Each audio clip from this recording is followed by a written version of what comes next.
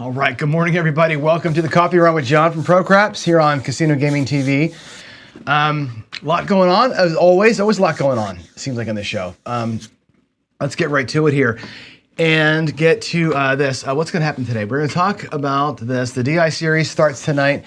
Ed and Jeff and Gargoyle are going to go live with, I think they're doing it live with Chris from Sideshow Gamble tonight. I imagine that tonight's going to be more theory and more of them getting into like the mindset stuff than the actual mechanics, but I'm sure they'll do some throwing too. Like I said, I'm curious, dying to see how they approach this thing. I like the fact that I know Gargoyle for a fact, he's talked to me a lot about this quite a bit, is really like I am. He's really into the mindset piece of this thing, getting your brain right to approach the practice of dice control or dice influence properly, right? It's a focused, it's a disciplined thing. And he's gonna jump into that, I think, pretty hardcore, which is awesome because our series that we're starting now, this Gambling 101 series, I'm focusing so much on mindset. I think we're gonna have a pretty good sort of dovetail. Texas Dicer, I believe it is. Let's go take a look. Let me go here for you. I'll show you. I believe it's on Jeff's channel. Let's go to casinogaming.tv, to the schedule tab, and let's see. It is Texas Crap Shooters is going live at 3. It's going to be at 5 o'clock Pacific, 8 o'clock East is when that show is right here. Mysteries of Dice Control with all those guys. It's going to be dual streamed on Jeff's channel and on Ed's channel. So there's your answer. See that? Ask and ye shall receive, as they say, right? So there's the answer. 8 o'clock Eastern, 5 o'clock Pacific. If you're in Texas, I think that means you're going to be on at 7 o'clock or something, right? Or 6 o'clock. Anyway, there's that. Should be fun. Like I said, I'm looking forward to seeing how they approach it. I don't think it's going to be all mechanics. I think it's going to be a lot more than that. And I think, the more I explore all this stuff with everybody, this is definitely a gambling is an exercise in brain power. Like there's a lot, obviously there's luck involved, right? There's luck and randomness and all that other shit. But ultimately, it's your brain. We're going to talk. I have a little graphic that I put together. I want to show you that later on today.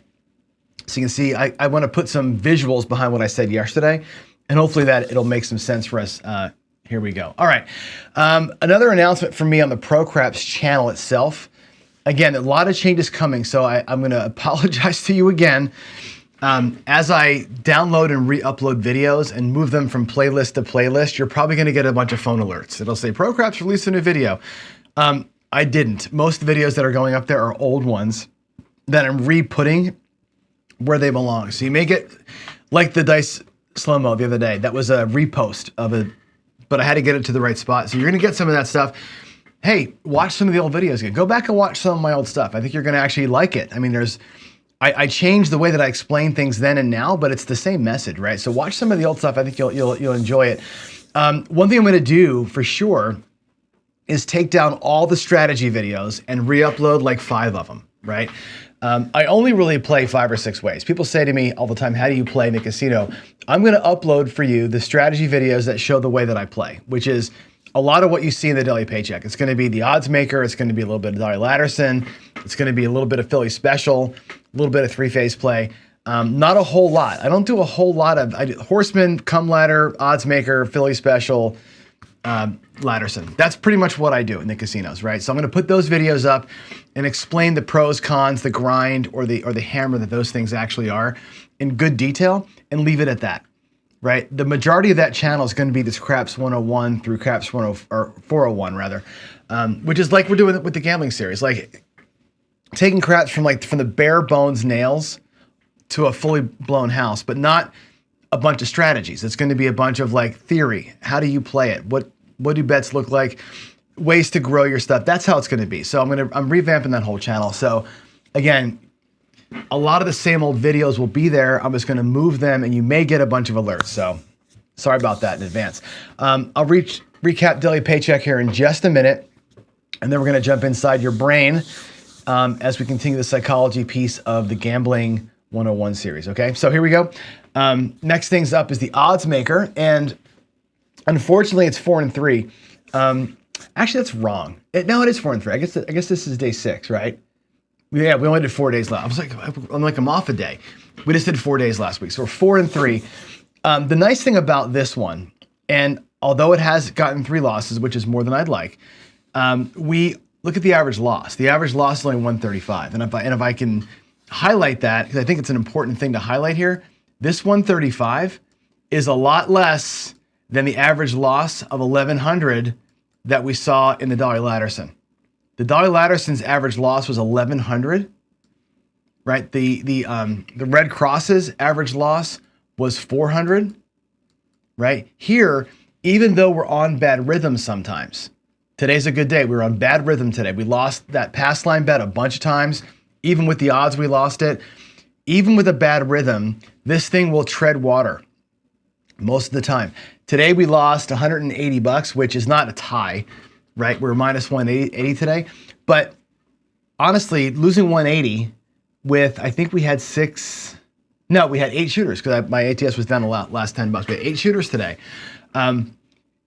Losing 180 is not bad when most of the time you're winning $300-400, right? Most of the time your wins are greater than your losses, which is really cool, right? It's a grinder, but you're not going to get crushed most times playing this kind of way. The downside to this kind of play, obviously, is that on days like today, you can win or you can throw really, really good and still lose money. And that happened to us today. we threw really well, right? Which sucks because those rolls could have been money makers for us, right? I think yesterday and today both, we had a bunch of shooters that were 10, 12, whatever in length. We got nothing out of them, right? I had a bunch of PSOs also, 2 in a row to start the day, that didn't kill us, right? The PSOs didn't crush us, which was, again, a testament to how the strategy works. As long as our wins are bigger than our losses and in terms of dollars, and we win more often than we lose, we're going to be okay paycheck style. And that's what the odds maker does prove out, although it can be, like we say, it's frustrating sometimes, for sure, to have a good roll and make nothing on it, or sometimes even lose. That last shooter we lost, the last shooter. We got picked off on a lay 4 for 150 and picked off on a lay 6 for $80 back to back, in 4 rolls. But we still ended up being just down a tiny bit. So I'm actually liking that strategy a lot more than I thought I would as far as a long-term play. I've played it, again, a lot of my life. And again, I played it for a specific reason. As a paycheck style play, I haven't really tried it to this length yet. And I'm again, it's boring, but I'm liking the stability of it versus the big volatility that some of these other ones, even like the best way to play, the 3-point Molly, highly volatile strategy. All right, let's do it. Let's get into some gambling 101 stuff. And I think it's important that we remind ourselves every session some of the basics here, okay? Let's go over it again. The core principles of the series of my thoughts on being a solid, good, quality gambler, if there is such a thing. 1, have goals. Have goals and stick to them. Goals are your North Star. They are the thing that gives you direction, right? A reason to be. Have a strategy. The strategy you're going to play, we say it all the time, this accounts for how you win and how much you win. Whether you're attacking a streak, whether you're same betting, whether you're doing whatever you're doing, your strategy accounts for and plans you, gets you through your win. You'll find on the same set of rolls, people playing right side darks, or 2 people playing light side will win different amounts of money because of the strategy that they choose, their betting patterns. Your bankroll accounts for your losses. Your bankroll really is a statement of risk. How much am I willing to risk? How much am I willing to put out there so that my strategy has a chance to work? Bankroll dictates a lot of what you're going to be doing here, and having the right bankroll for the right strategy, I think, is important. Your mindset, which is the focus of the current part of the series, is how we connect goals, strategy, and bankroll together. Your brain kind of does the work of making all that stuff work, and discipline is the act of doing it. It's the execution plan. Get it to work, right? For any of that to work, you got to connect all the dots, right? You got to have solid knowledge of the game you're deciding to play, whether it's craps, roulette, baccarat, whatever, poker. You need theory, you need logic, you need to understand the math of the game you're playing for sure. You need a big time understanding of variance and how to bet in a variant. That's where the money's won or lost, by the way, folks. It's not won or lost because of a miracle roll.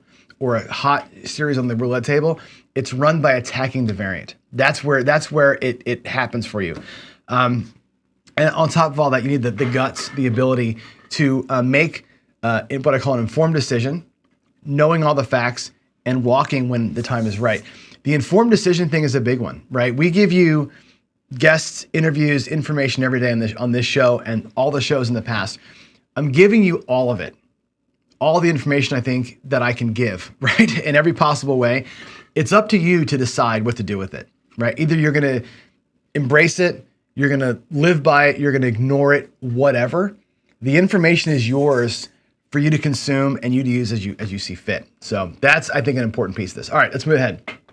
We're going to get into today talking about mindset, and I want to explore the aggressive person. Yesterday we looked at the conservative. Today I want to dive in a little bit to the mind of the aggressive gambler, and we want to make sure that we're connecting those dots, right? So from a dollars and cents standpoint, here's the first question. What is your bankroll for this session, this trip, or this shooter?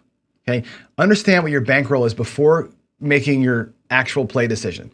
Number two, don't forget to set your goals. Here's your goal statement. In this session, I'm willing to risk $1,000 to win $200 by playing the 3-point Molly so that I can build my bankroll. Have a statement of goal. Go into the casino with this in mind first. And I think you got to see this in your mind's eye every time you get out of your car and walk into the house, right? Every time you get on the airplane to go to Vegas or wherever you're going to go, have your goal statement ready. Know what you're doing.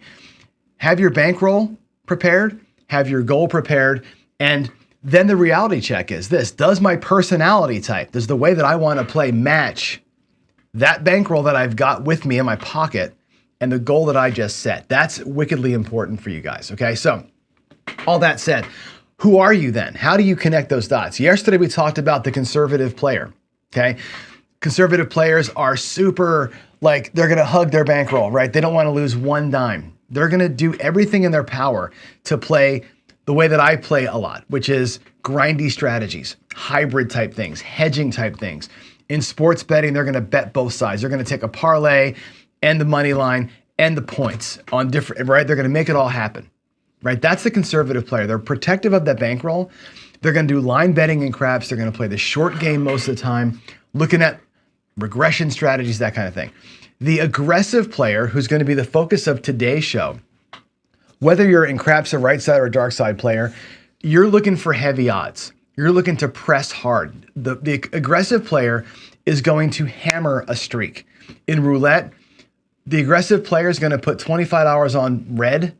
When the red hits, they're going to full press it to 50.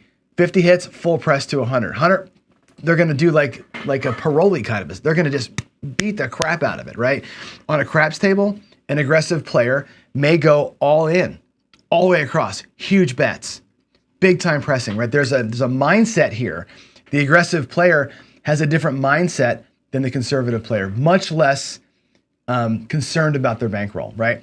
There are thinkers who are trying to get things perfect on a table using all the math, all the numbers, right? To play in a way that they won't get hurt, number one, but get themselves set up for success later on. The math players, obviously, I call them mathletes. The mathletes are looking to play low house edge plays only. Smart, rigid. That's the math player. Okay, they're embracing randomness. They're embracing the probability charts of all the games. That's what they do.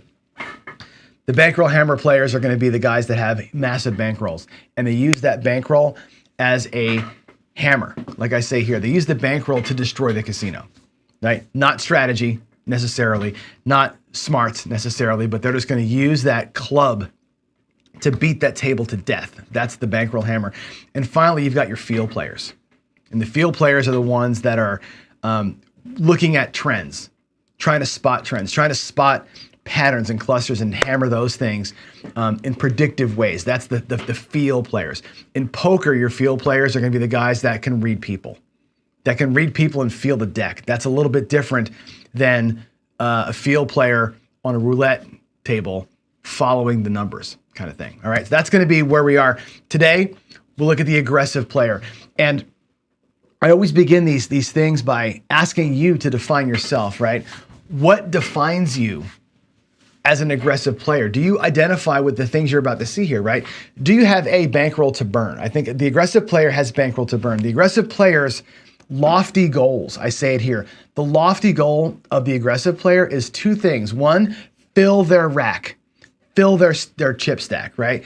Second goal, take it all, right? They're looking to felt the table, right? They want to cause the chip fill, right? That's the aggressive. The aggressive players in there, they're not in there to win $100. They ain't in there to win 10%. They're in there to take a big swing at this thing and win big money. Stop loss zero type players, again, lofty goals. The aggressive player is seeking risk, okay? The serotonin boost that they get, the adrenaline rush that they get is from hammering the casino. That's the aggressive player. They're not there to win $50. When I tell you, as me, conservative, bankroll buildy kind of guy, I say, look, I'm willing to drive to my local casino with $500 and walk out with 100. I'm willing to drive the half an hour, spend the gas money to win a few bucks every time I go. People will tell me, hey, that's ridiculous. Why would I spend gas money to win $100? That's not enough for me. Well, you're telling me that you're in this bucket. You're an aggressive player. That's what you're telling me. And that's okay. There's no judgment here. I think when I look through the list of, we'll go back a screen, the list of player types, there's no judgment here. I don't judge anybody. You shouldn't judge anybody for being in one of these buckets, okay? If you're an aggressive mindset and you got the bankroll to do it, go for it. Go out there. I would love to watch you win giant stacks of cash. I think that's super fun, okay? If I'm a conservative and you're playing with me, you should be stoked that I got my goal and I'm willing to walk and watch you win. Right? I think these players can be more in line with each other, right? I see a lot of judgment between different players, especially out here in the chats, and that's just wrong, right? Embrace who you are, but you got to remember that if your bankroll doesn't match what you're wanting to do, you're going to be in a world of hurt, okay? If you are classified as an aggressive player in your mind, I want to felt the table, but you've got a buy-in of $300, you've only got one or two choices, right? Either you don't play aggressively because you can't afford it. You cannot afford to burn that little bankroll, and that little bankroll isn't going to give you the power that you need to reach your goal. If your goal is to felt the table and you got $300, you're not going to do it, okay? You're going to have to seek out a $5 table. In Vegas, you're looking at the Ellis Island at the $5 table, right? You're looking at maybe South Point at the $5 table. You're looking at bubble craps everywhere, right? With a small bankroll, to burn it as an aggressive player, you got to go to the smaller machines, and you can't you can't hammer a bubble craps machine, right? If you put in 300 and you win 500, that's yeoman's work, and you should be super happy with that. But you got to, again, match your bankroll to what you're doing. If you're aggressive with a small bankroll, change your game. You cannot go to some games, right, and play that way. Or you got to, for a period of time, not be quite so aggressive. Or start conservative, build a little bit of a kitty, and then go aggressive with what you've earned, right? You got to hold that aggression at bay. It's like a dog on a leash kind of thing. Like, hold the dog back until it's got enough juice to go aggressive. So the aggressive streak in you, and I'll be honest with you, I've got a huge aggressive streak in me. I love playing aggressively, but I don't love putting my bankroll at risk. I don't have bankroll to burn. Okay, so when I go back into the drawing pad here, right, John does not have this, right? I do not have it, but I want it. So what do? I play conservatively for a while. When I earn enough money, then we come in here and we hit the gas pedal, right? I'm a late gas pedal guy. Maybe that's the best way to term it. You can feed this part of you, but you got to have the bankroll to do it. I go back to that first screen, right? Let's go back up there. I'm gonna zoom back here and get it to you. Right here, not there. It is here, I think, right? Does your personality match up with your bankroll and your goals?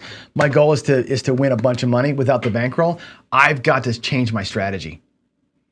right? I got to hold that personality back a little bit, like I said, like a dog on a leash before I can go into it. I think it's an important thing for us to remember. And I think as you're working your way through some of these things, that's an important piece to not forget.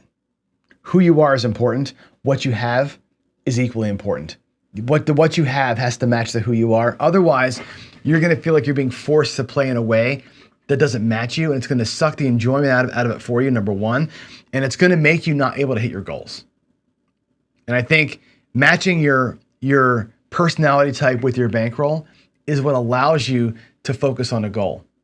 Aggressive guys with small bankrolls never hit their goals, and they get frustrated and they push all in to try and hit it. That happens, right? If you're the aggressive player, your hallmark play, heavy pressing, hammering streaks. You're doing these great parlay strategies, right? You're power pressing in craps and other games. You're putting house money to work. The aggressive player is all about, give me that house money and let me beat them with their own freaking money. That's your mindset here. And again, it's a great mindset if you've got the bankroll to burn and it's not gonna hurt you to lose it. And I'm gonna highlight that again right here, to burn, because you are going to burn more often than not. We've done the analysis on this, and I think I've shown you, you're going to get about a 35 to 40% burn rate, 2 hits and in for most shooters, right? You're looking at, this is crap specific, right? 40% of the time, right, you're not going to get 4 rolls. So you're going to burn most of the time. But in the other ones that are beyond this, you can go here if you've got the bankroll to keep trying that. And that's what you want to do. You want to hit that streak up, but be prepared to burn it. If you don't have the bankroll to burn it, you cannot play this way. And that's my warning shot across the bow for you, if you will. Okay, so there's that. Now, I want to hit one more thing here as we go back, and I'm going to again hit back on a couple screens here because I want to cover a topic that we covered the other day, which is this. Let's go back into here. Let me go get to the right screen here for us. Not that one, not that one. This one. Let's revisit our core principles. And I made this statement yesterday. I'm actually going to filter the comments right now. I'm going to filter it for cues so I can look at questions here. And I'm going to change my screen for you. So I want to show you some stuff in the browser here. Let's go back over to this one. Not that one, this one. Okay. We talked about this yesterday, and I'm going to share this with you. I'm going to make this available, and I haven't yet put thought to this yet, but I have a framework for it, which is if you think about the things that make you up as a gambler, okay? And we talked about this yesterday. The idea that the casino has what I call a super advantage on you, right? They expect people to come in without goals, that don't understand strategy, that have the wrong bankroll, no particular mindset, zero discipline, and no knowledge of the game, no theory, no logic, no ability to understand variance. They prey on those people. The casinos are built around those people. And it's not a big advantage, right? Their house edges are pretty small, between 1% and 5% most of the time on most games. But the casino depends on that. They depend on most people, the 90% of the people, to play it undisciplined. We can remove that advantage by being in touch with our goals, our strategy, our bankroll, our mindset, having discipline, having knowledge of math, logic, and variance. If you were to slot it out for yourself, right? How much out of 100%, okay? How much of your makeup is about your goals? Okay, for me as a conservative player, I'm 25% of my brain is goal driven. Okay, bankroll is of little interest to me. Whatever my bankroll is, I'm always on the same goal. My money management, 20% of my being is all about money management. Okay, I think I'm pretty highly disciplined. I think 15% of my makeup is discipline based. Right, I have a good knowledge of the game. I don't depend on it. The math I depend on the variance I depend on. But really, the bet leveling. The strategy doesn't matter. The DI part maybe doesn't matter for me. I can probably take let's take 5% off of that and 5% off of this, and we'll go 2% to that. And we'll say 2% to the bet leveling. Maybe I'll do 7%. All right, there's my 100. this may be how you look, right? And this little chart lets you say, okay, what really is important to me, right? And the pie chart tells you a couple things. One is, what do you care most about, right? For me, it's obviously, I'm a very goal-oriented person. 25% of my life is about goals, right? I'm very into my bankroll and my money management. Like, what am I bringing? How am I managing the money? I have an extreme amount of discipline, right? My knowledge of the game plays into it because that's how I make the proper bets, right? I understand and respect the math, but you'll notice the math doesn't drive me. The math is a part of my game, but it's not the driver for my game. It's playing a role, right? Understanding strategy, variance, bet leveling, that's important, but as a conservative player, I'm not so worried about the variance. I'm gonna ride the variance out, right? And again, DI at this point in my life is a small piece of it, right? You can do your own chart, right? If you're an aggressive player, that's probably different. Your bankroll is probably the bigger part. You're huge. I got massive bankroll, right? I'm all about the variance, right? I have big bankroll. I'm gonna go after the variance, and maybe I'm a great shooter, right? And those are the things that drive me. I think that if you look at this for yourselves and fill in your own gaps, your own percentages, right? You can make your pie chart match your personality, match your bankroll, and match your strategy type. And this will lead you down the road. Okay, if this is how I look, right? Big bankroll, I care about variance, and you see it in chart form like I'm showing you here, this could lead you down the road of what strategy should I be playing? What strategy fits a big bankroll that hammers variance, right? For the aggressive player. What strategy hits a small bankroll, right? With very little, right? Small bankroll with a lofty goal, right? What strategy fits the pie chart for you? That's an important thing. I think, like I said, I'm going to share this chart with you all so you can just do this. It's not very hard to do, obviously, but this is a helpful visual, I think, to kind of get yourselves into, I think, a place that we can understand who we are and how we ought to be playing. So for what it's worth, I mentioned it yesterday. There's the chart that I put together today for us. And I think that helps me personally frame that conversation in my head and visualize it. And again, for some people, right, the bankroll piece is a lot smaller. And when I say it's not the size of your bankroll, it's how you plan to use your bankroll. And I'll use one of our good friends, Waylon from Waylon's Way Craps. He's in the audience today. His bankroll thing is probably a pretty big part of that pie because the way that he plays with the laddering losses, you need bankroll to get through that, right? The strategy and the math are equal to me on his view as the bankroll because the bankroll is all about working the math with a very specific strategy. He doesn't care about variance at all, right? He's going to play mechanically through that strategy with that massive bankroll and allow the table to come to him, right? That's an interesting way to look at it. So again, that chart's for you all to, I'll put a link to it out there in the video description here after the show, and I'll make it part of the CGTV tool set so you can get a download copy of that for yourself. All right. So there's my chat. All right. Let's go to our questions and answers here and see what kind of stuff y'all want to talk about. If you don't have any questions, I may actually jump into on my little table here and do some fun stuff. All right. Texas Icer. How can aggressive mindset work with lower bankroll? I think I mentioned that. You've got to be at a smaller level. You got to be on bubble craps or stadium craps or roll to win or at the $5 tables.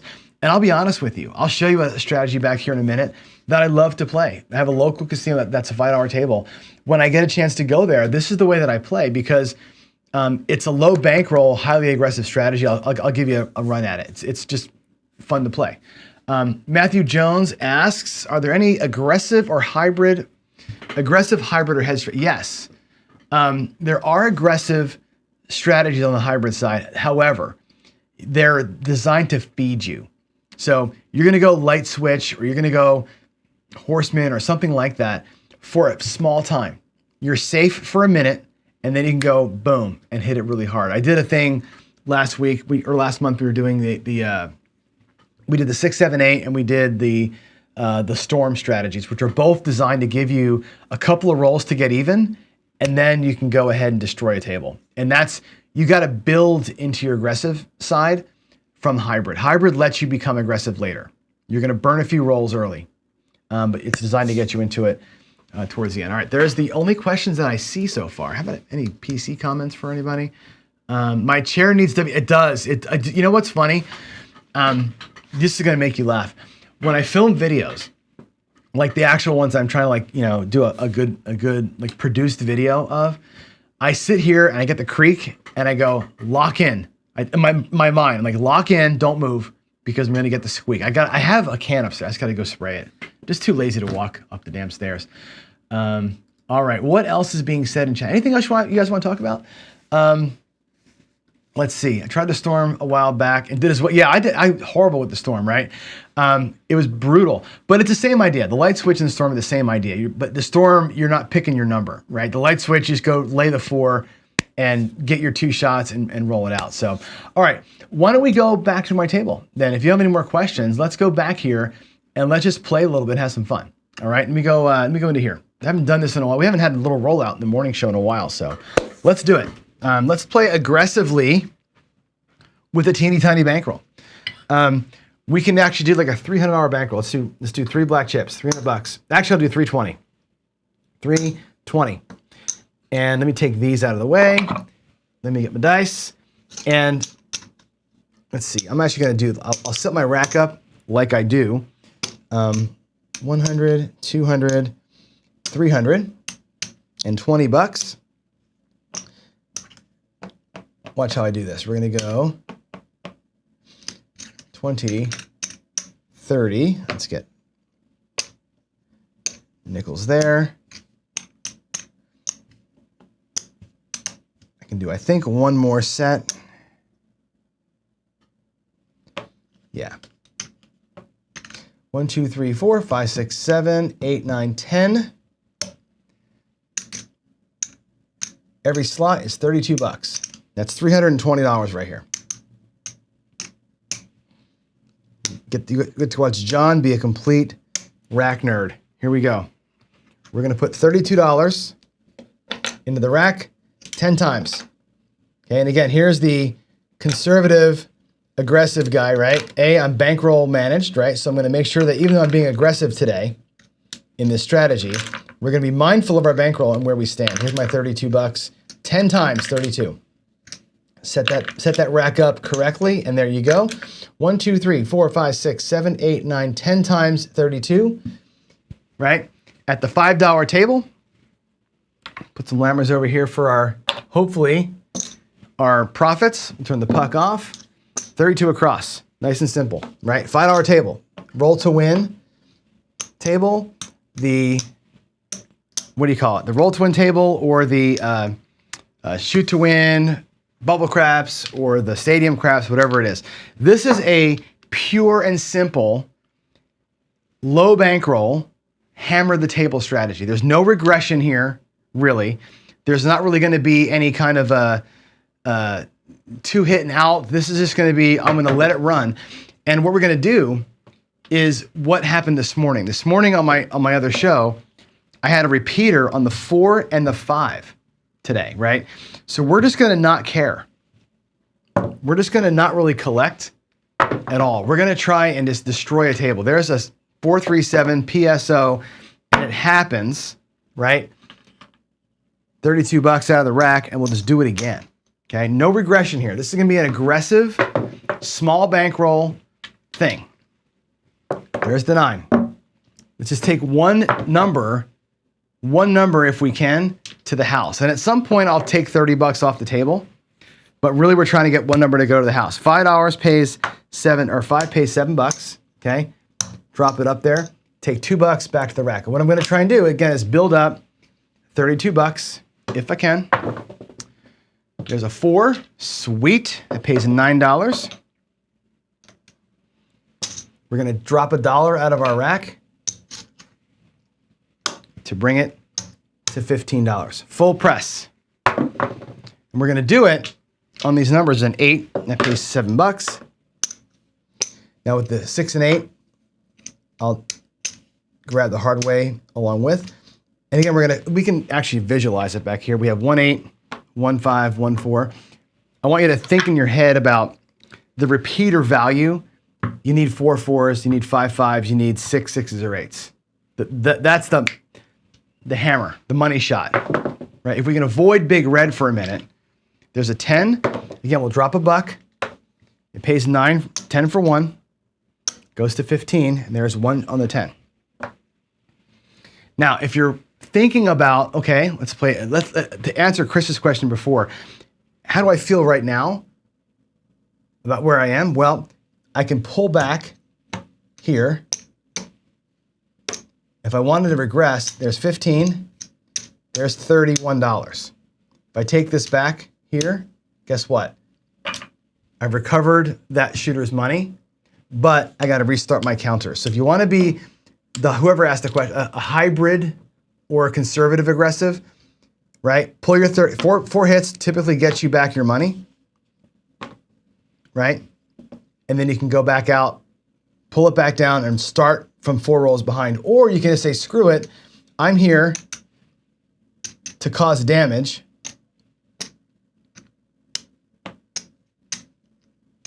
We're going to cause damage. Here we go. That's right, right? We had the 4, the 8, and the 10, right? That all we had? And the 5 was at $10. Okay, here we go. I was talking too long, and there comes the 7, right? So instead of breaking even, right, this aggressive player went upside down. But again, you're looking at what I said earlier was having bankroll to burn. $32 to replace the bets. Do it again. I had bankroll to burn, right? I'm willing to burn this bankroll, $320, to win, let's just say $320, to win 100% of my money back. I'm willing to burn that stack of cash. I'm willing to burn the whole thing to try and double it, playing 32 across forever, right? And just being a complete degen. But again, that's the point of it, right? Again, we'll go to $15 on that 4. There's a yo, it don't matter. Again, the mindset is the mindset, right? This is, again, not trying to play safe. This is not trying to play safe at all. There's $7. Grab the hard way. Press it up. Again, we got to mark our counter so we know when to stop. 8 and a 4. Do I recommend playing this way? No, this is not the way that I would typically do it. But if you want to feed that beast and you can burn 320, have at it. There's 10 for 1 stacked up. There's a 4. Sweet, that's our second 4. Second 4, 15 pays. 15 pays 27. Stack it up. I'll take the change, grab the hard ways. There's a midnight. There's a yo 11 yo. I think we are, by the way, 8, 10, 11, 12. We're just the 9 away from the tall. There's an 8. Sweet, that's a second 8. And again, that's going to pay $14. I will take that to a quarter with the dollar change. And again, I'll replace, is that a hard 8? That was an easy 8. We'll replace the hard way back. 8 becomes a quarter. Second hit on the 8. Can we have a miracle here in front of everybody? I don't know. There's the 0.5. Pay $7. Stack it, rack it. Puck is off. We're coming out. It's a 5.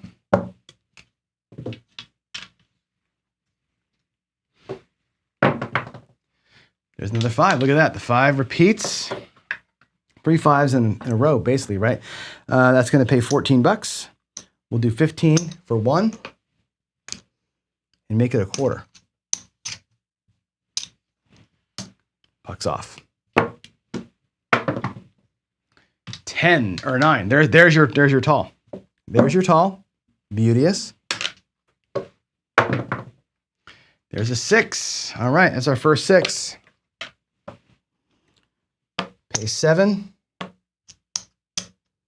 It's up and the hard way. Now look where we are. right? And again, you lost, we have 1, 2, 3, 4, 5, 6, 7. So we're down $96, right? There is easily $96 out here, right?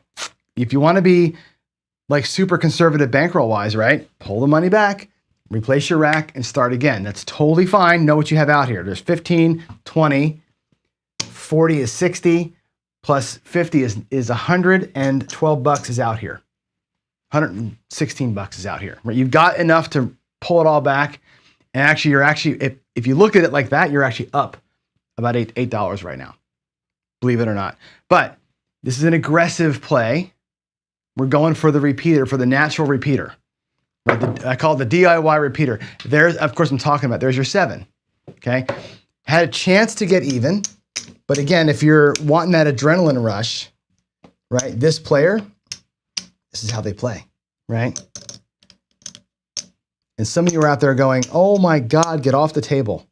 Some of you are out there going, oh my God, keep rolling, right? Let's get that money. Here we go, $32 out of the rack. We'll do another shooter or two here. I don't know what kind of time I have. What time is it actually? Is it time for work yet? No, I got about 5-6 minutes. Here we go, coming out. Coming out, we got a 10, 10, 10 on the end. And if I don't get it to work, oh, I'm missing a nickel here. If I don't get it to work, I'll show you what it would look like on each number. I want you to see what the goal here is. There's another 7 out. $32 out of the rack, coming out. 8. It shows a 5-4. It's actually a 4-4. I rolled the dice with the stick. There's a 9. All right. There's a 9. That'll be our first 9. 7. A couple change. There's a 4. So again, we'll do 10 for 1. Make it look like 15. Mark it up. First 4. There's a 5. Sweet. I pay $7. Stack it up. Yo, 11, yo. There's a 6. That's next to the point. Again, $7. We're going to go ahead and make it look like 12. Pick up a hard way. There's another 5. So 15 for 1 makes it a quarter. That's 2 5s. There's the 7. That's a huge bummer. Okay, we'll take one more shot at it. One more shot at it. And then we'll call it, and I'll show you what this can look like on the miracle run. 32 more dollars. There's half our bankroll is gone, but again, if you're aggressive, you're trying to burn your bankroll and get the rush, right? There's another 5. Boy, that would have been nice, huh? That would have been nice a minute ago. 8. Okay. That pays $7. Move the cap to the hard way. Press it on up. First 8.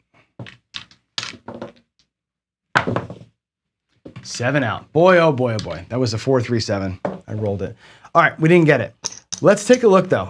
Because we're out of time. I want to show you what could happen, right? If you hit the miracle, let's take each number in isolation. Let's do the 10. Okay, let's say you hit 4 10s, which is the repeater bet in like Reno where there's an actual repeater bet.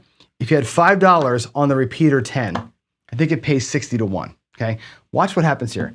The first one, we go to $15 with it. That's hit number 1. Hit number 2, 15 pays 27, and it goes to 40. A couple of bucks change, right? Hit number 3, 40 would pay 80, 75, 80 bucks. Stack it all up. Now you have $120 on it. 120. Hit number 4, which is the quote unquote money shot. This is the one that makes it a repeater bet. 120 pays 240. We can do 250 for 10.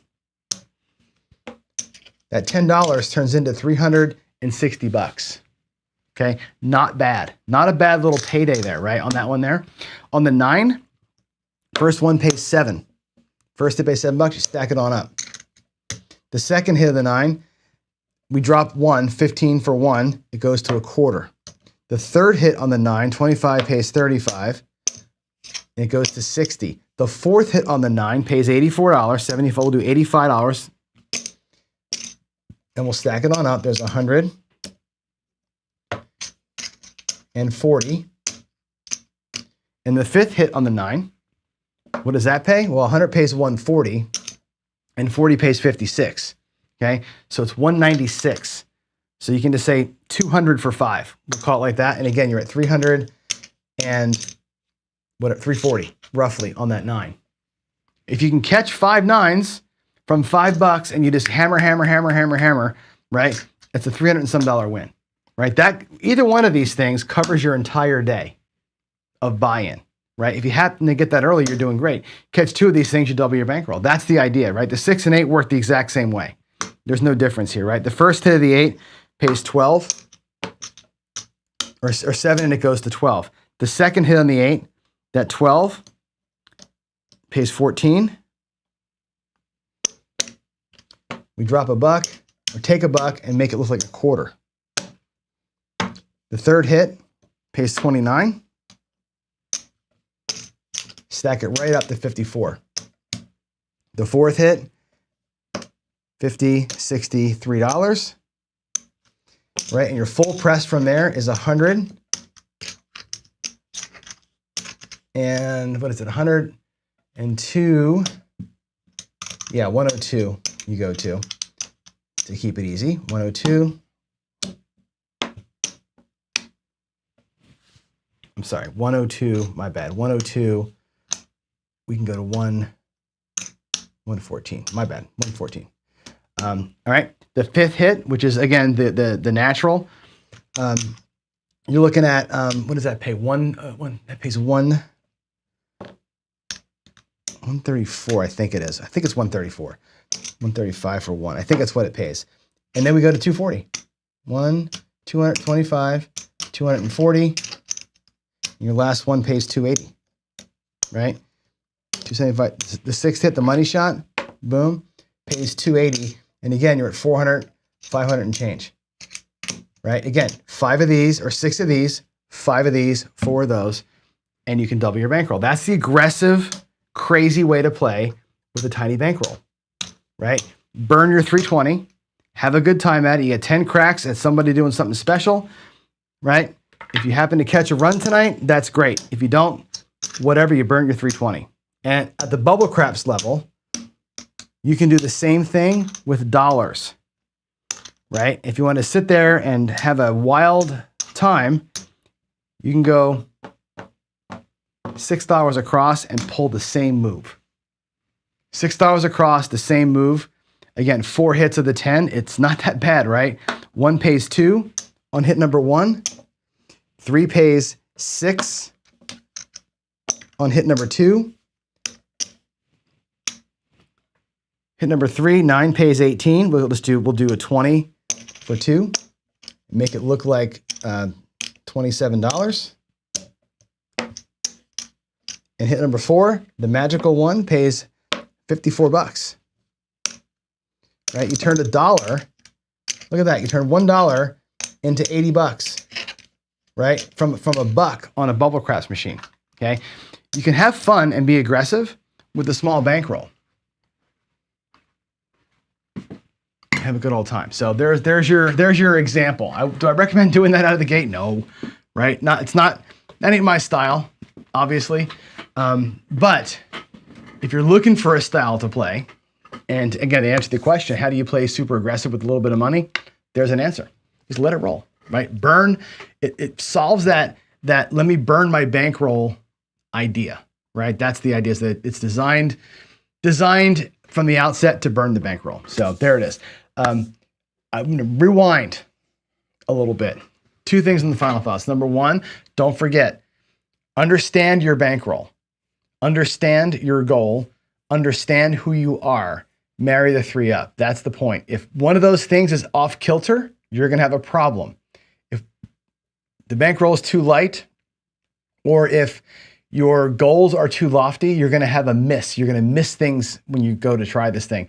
Get them to match as best you can. If you have low bankroll and you don't want to do what I just showed you, then you cannot play aggressively. You got to play conservatively. That's the thing I want you to get into, right? Know how to marry those three things up. That'll get you much more success and much more enjoyment out of the game than feeling like there's a missing piece. There's a book that you all ought to read, and I showed you this. Let me go back to it again just so you can see it.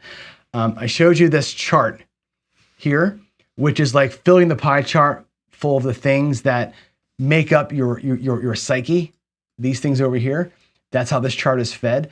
This reminds me a lot of a book called The 5 Love Languages. And without getting soft on you, read the book. If you haven't read the book, read the book. I'll put a note in here in chat. I'm going to actually type it in for you. It's called The 5 Love Languages. Great book. Actually, my wife and I read that years and years and years ago, and it really helped our marriage a lot, actually. Helped our marriage a whole lot, understanding who we are. This chart I gave you is the 5 love languages of gambling. It's basically saying, here's the buckets of things that I need filled and the percentages to which I need to fill them, right?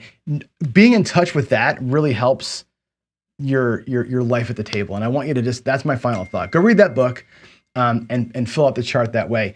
Also, tune in tonight. I will see you out there in chat on the Jeff, Ed, and Gargoyle show as they kick off their Dice Control series. And that's going to be a fun one to watch, all right? So I think one more thing here from Arcades PC. I think the time at the table needs, yes, for sure. And I think time is never underestimated by me. I can tell you that. But I can tell you this. The way that you marry all those things together leads to time at the table. So if you're a conservative player playing a grindy strategy like the odds maker, your time at the table will be long. If you're playing the 3-point Molly, your time at the table will be long. If you're playing a regression strategy with the intent of destroying a table, your time will be long because you're waiting for it to happen. If you're playing a regression strategy with the intent of leaving, right? A drawdown, one hit, and I'm gone. That's an optimization for time.